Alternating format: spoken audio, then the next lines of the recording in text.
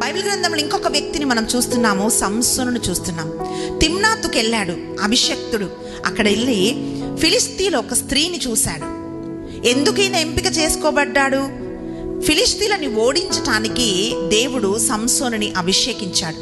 దేని నిమిత్తం తను అభిషేకించబడ్డాడో మర్చిపోయిన సంసోను తిమ్నాతుకు వెళ్ళి ఫిలిస్తీయుల ఒక స్త్రీని చూసి ఆమెని మోహించాడు అని వాక్యం పలుకుతా ఉంది.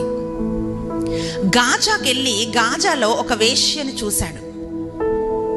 షోరోకు లోయలోకి వెళ్ళి అక్కడ దెలీలా అనే ఒక స్త్రీని చూశాడు. అంటే ఎక్కడెక్కడికి సంసోను వెళ్తున్నాడో, సంసోను వెళ్ళిన ప్రతి చోట ఆయన స్త్రీలను చూస్తూ ఉన్నాడు.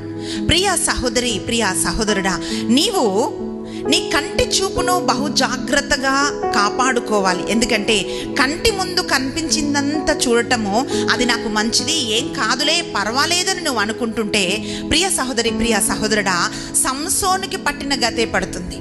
సంసోను ఎక్కడికి వెళ్ళినా కూడా దేవుడి పైన తన దృష్టి నిలిపక స్త్రీల పైన తన దృష్టి నిలిపినప్పుడు వాక్యం ఏం పలుకుతుందంటే, ఎవరినైతే ఓడించవలసిన శత్రువులు సంసోనుని పట్టుకొని తన కళ్ళని ఊడబెరికేశారు.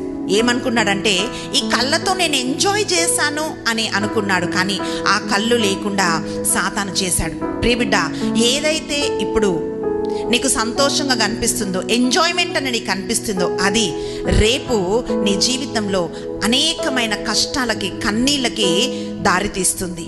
సంసోను ప్రతి ఒక్కరి జీవితంలో ఒక హెచ్చరికలాగా ఉన్నాడు.